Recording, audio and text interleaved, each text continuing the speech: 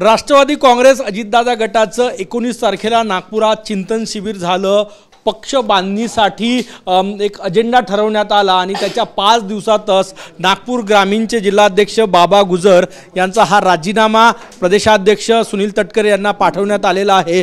त्यामुळे प्रश्न उपस्थित होतो की चिंतन शिबिरात नेमकं चिंतन कशाबद्दल झालं आणि कार्यकर्त्यांमध्ये नाराजी काय आहे, कारण की आनंदाने कोणीच आपल्या पदाचा राजीनामा कधीही देत नाही आणि तेच उदाहरण माझ्यासमोर आहे। बाबा गुजर भाऊ, आनंदाने कोणीच राजीनामा देत नाही, तुमचा चेहरा स्पष्ट सांगतोय। कशाची खतखत आहे, का राजीनामा दिला?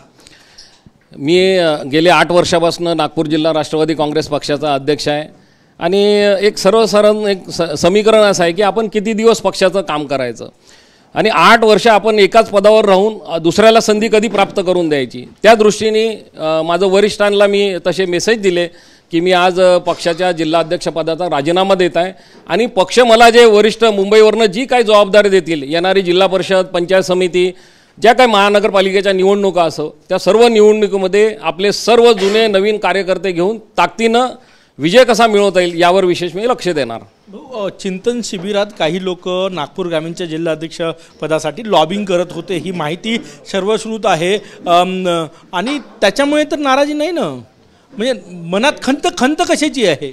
खंत अजिबात नाही आहे। खंत हीच की बाबा आता 8 वर्ष किती दिवस आपण एकाच पदावर काम करणार, नवीन लोकांना चान्स द्यायला पाहिजे, हाच माझा एकमेव विषय आहे। दुसरं जे आतापर्यंत मी पक्षासाठी जे कष्ट घेतले, पक्षातील नवीन आपण बघितलं असेल संपूर्ण जिल्ह्यामध्ये प्रत्येक तालुक्यामध्ये राष्ट्रवादीचा तालुका अध्यक्ष, जिल्हा कार्यकारिणी, विविध सेलचे जिल्हा अध्यक्ष, हे सर्व मी अपडेट करून ठेवलेले। आता ते पुढे जो कोणी येईल समजा माझ्यानंतर किंवा पक्षाचा जर विचार जर बदलला समजा का बाबा चला बाबा गुजरला परत हे करावं, तर मग काय हरकत नाही ना। तुमचा स्वीकारला नाही राजीनामा तर तुम्ही घाल तयार आहे? हो, राहील ना, काय प्रॉब्लेम आहे जर म्हटलं तर पक्षाने। पण सध्या तर माझी परिस्थिती अशी आहे की मी आता यापासून मुक्त होण्याच्या मार्गावर। या चिंतन शिबिरामध्ये म्हणून दाखवली होती की पक्षवाढीसाठी मंत्री लक्ष देत नाही। प्रफुल्ल पटेल यांनी ते म्हटलं, दादांनी ते मग लावून धरलं आणि कारवाईचा इशारा झाला। 5 वर्षात आपल्या नागपूर ग्रामीणमध्ये हा अनुभव तुम्हाला वारंवार आलेला आहे? 100%। जेव्हाही पक्षाचे मंत्री नागपूरला आले कधी, तर जिल्हाध्यक्ष या नात्याने कधीच पण त्यांचा मेसेज जिल्हाध्यक्षाला कधीच गेलेला नाही आहे। त्याच्यामुळं सर्वसामान्य जो कार्यकर्ता आहे, पदाधिकारी या जिल्ह्याचा, त्याला असं वाटतं की आपल्या पक्षाचा मंत्री नागपुरात आला आणि आपल्याला भेटला नाही, ही एक खंत प्रत्येक कार्यकर्त्याला आहे। ही खंत आदरणीय प्रफुल्ल पटेल साहेब, आदरणीय दादांनी ही तिथं बोलून दाखवली।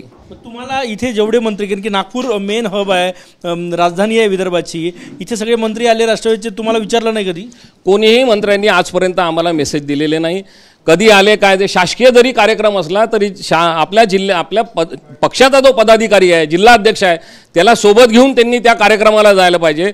आता आपण बघितलं सर, रामटेकला जो कार्यक्रम झाला, रविशंकर साहेब आले होते, तो शेतकऱ्यांचा मोठा कार्यक्रम होता, त्या कार्यक्रमामध्ये आदरणीय अजितदादांचा फोटो देखील छापला नव्हता। ही खूप मोठी आम्हाला कार्यकर्त्यांना खंत आहे। तिथले कार्यकर्ते राजीनामा पाठवत होते रामटेकचे, पण आम्ही कार्यक्रमात होते तुमचे नेते कृषी मंत्री म्हणून। ऐका ना, आमचेच कृषी मंत्री आहेत, वादच नाही, परंतु नंतर हे समजलं, आम्ही वरिष्ठांना तक्रार केली, कलेक्टरला आणि कृषी विभागाला तक्रार झाल्यानंतर मग सगळे बॅनर रात्रीतल्या रात्रीत सर्व चेंज करून पेपरलाही ज्या ॲड दिल्या त्याच्यामध्ये आदरणीय अजितदादांचा फोटो होता। दत्ता भरणे या ठिकाणी आले होते नागपूर ग्रामीणमध्ये, तुमचं कार्यक्षेत्र आहे, तुम्हाला विचारलं होतं, बोलवलं होतं? नाही, मला काही कार्यक्रमाचं काही नियोजन दिलं नव्हतं त्यांनी, काहीच नाही। दत्ता भरणे भेटली नव्हती? नाही, कुठलंच नाही, भेटले नाही। मंत्री सांगतच नाहीत ना कोण कुठं चाललं, काहीच नाही। त्यांचा शासकीय दौरा असतो आणि भाजपचे जे वरिष्ठ नेते आहेत, तिथले स्थानिक आमदार आहे, शिवसेनेचे स्थानिक आमदार आहे, त्यांना ते घेऊन चालले जातात ना।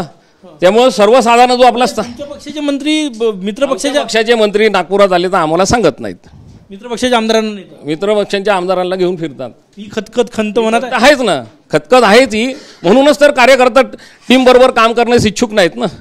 आता त्या दिवशी प्रफुल्ल पटेल साहेबांनी आणि अजितदादांनी त्यांचे कान टोचले सर्व मंत्र्यांचे, तरी आता काही समजेल काय होईल पुढं। आता त्या दिवशी कोकाटे साहेब होते नागपूर शहरमध्ये, कोकाटे साहेबांनी ग्रामीण आम्हाला सूचना नाही दिल्या तिथं की आज इथं शासकीय कार्यक्रम आहे, त्या कार्यक्रमाला आपण यावं, काहीच सूचना नाही कोकाटे साहेबांच्या। असं वारंवार होतं, शहराध्यक्ष होतं नाही, नेहमीच होतं असं। त्यामुळे आम्हाला पक्षावर काही नाराजी नाही, जे प्रफुल्लभाई पटेल आणि अजितदादांनी जे त्या दिवशी कान सगळ्यांचे टोचले मंत्र्यांचे, त्यामुळे सर्व कार्यकर्ते अतिशय खुश आहे की आता इथून तरी पुढं याच्यातून तर नाराजी नाही ना, विचारत नाही, मंत्री येत नाही, खंत पक्ष वाढवण्यासाठी मदत होत, पक्षाने ठरवायला पाहिजे ना की स्ट्रिक्टनेस। नाही, माझी नाराजी आहे ना की पक्षातनं कोणी सांगतच नाही जिल्ह्याच्या अध्यक्षाला का बाबा मंत्री ग्रामीणमध्ये जात आहे कुठं, तर ते चुकीची बाब आहे, पदाधिकारी नाराज होतात ते.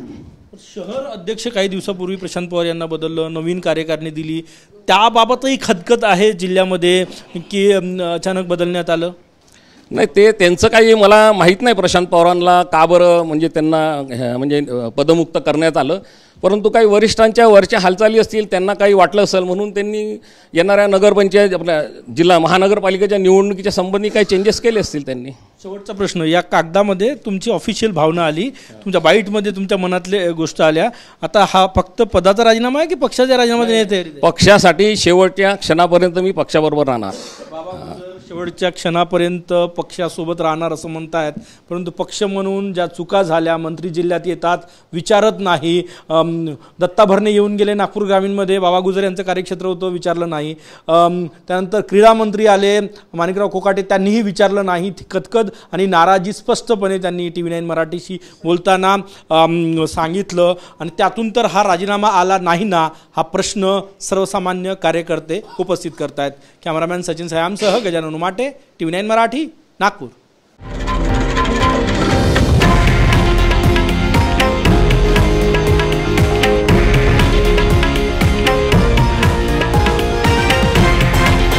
हे आहे देशातील नंबर 1 न्यूज नेटवर्क आणि आपण पाहत आहात TV9 मराठी, एकमेव.